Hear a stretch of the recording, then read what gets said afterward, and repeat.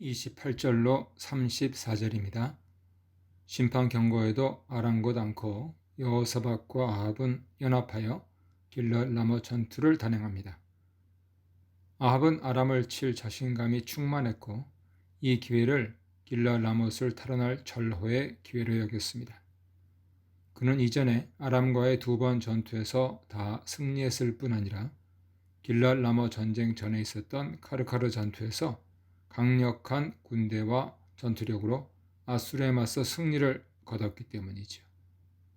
아람과의 전쟁 제안에 여호사밧이 흔쾌히 동맹을 약속해준 상황은 더욱 고무된 상황을 연출했습니다. 여호사밧의 제안으로 선지자들의 예언을 듣게 되었는데 그들이 거짓 선지자들이라 해도 모두 하나님 이름으로 승리를 예고했습니다. 이렇듯 아합은 자신감에 너무 도취되어 미가야가 전한 하나님 말씀을 듣고도 정신을 차리거나 자신이 바라던 것을 포기하는 일을 할 수 없었습니다. 여기서 하나님의 뜻을 찾으려 했던 여호사밧이 하나님의 뜻을 알고서도 전쟁에 동참한 것이 의아스럽지요. 확실한 것은 그가 악한 자를 돕는 편을 선택했다는 점입니다. 전쟁 전에 아합은 여호사밧에게 자신은 변장할 테니 그가 왕복을 입으라고 말합니다. 당신은 왕복을 입으소서에서 당신이 강조된 것을 보면 권유가 아니라 강제성이 강한 말이었음이 암시됩니다. 미가야 예언에 여호사밧이 죽는다는 말은 없었으므로 그가 왕복을 벗을 이유가 없다는 뜻이기도 합니다. 여호사밧은 앞서 그가 아합에게 내가 당신과 같다고 말한 것처럼 이스라엘 왕 아합이 되었습니다. 그 결과 그는 아합으로서 전장에서 죽을 가능성이 한층 높아졌죠.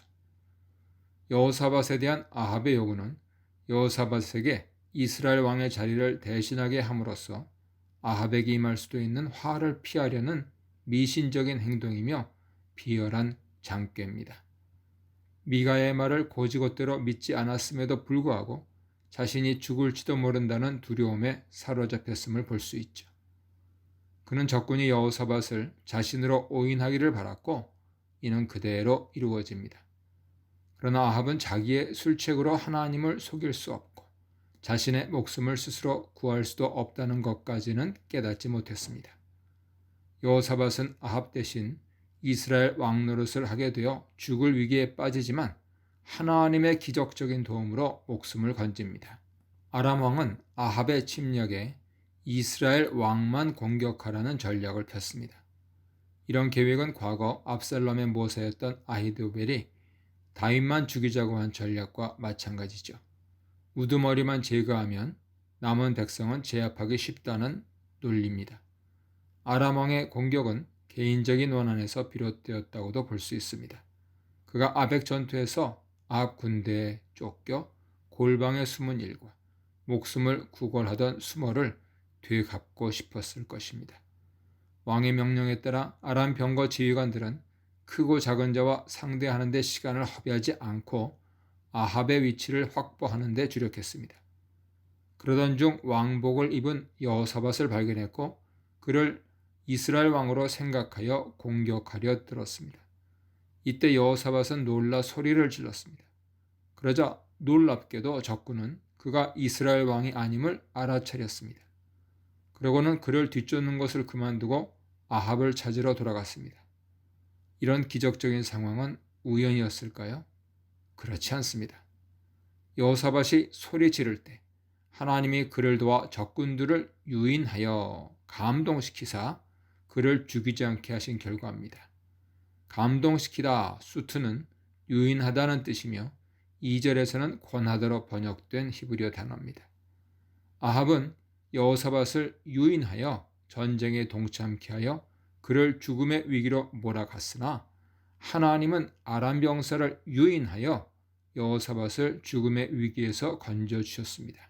여호사밧의 소리 지름 자크는 놀라서 한 반사적인 행동입니다. 그러나 이 단어가 하나님께 도움을 청하는 부르짖음으로 자주 사용되고 있습니다. 하나님이 도우셨다는 말이 뒤에 나옵니다. 즉 그의 외침에는 기도가 암시되었다고 볼 수 있죠. 그의 순간적인 외침에도 하나님은 신속하고 적극적으로 개입하여 목숨을 구하셨습니다. 죽을 상황에서 하나님 은혜로 목숨을 건진 여호사밧과 대조적으로 아합은 아람 군인 하나가 무심코 쏜 화살에 맞아 하나님의 심판을 받습니다. 군인이 쏜 화살은 아합의 갑옷 솔기에 명중했고 아합은 치명상을 입었습니다. 갑옷 솔기는 갑옷에 붙인 비늘 조각 틈새입니다. 군복 중 취약한 부분이죠. 아합은 일반 군사로 변복하고 전투 중이었으나 그의 전략은 하나님 계획을 피해갈 수 없었습니다.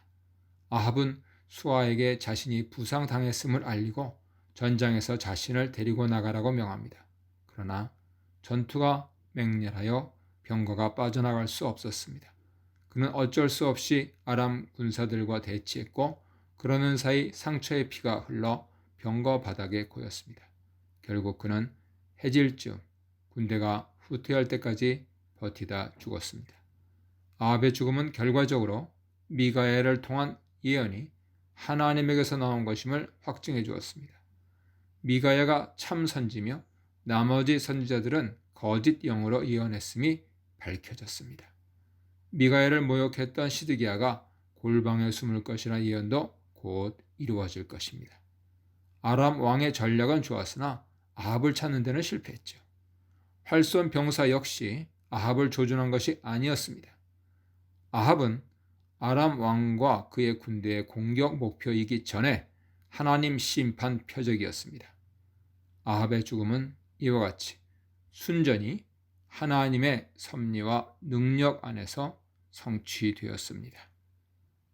이 문단에서는 변장으로 속이다, 우연 앞에 절명하다에 대해 묵상해 보시기 바랍니다.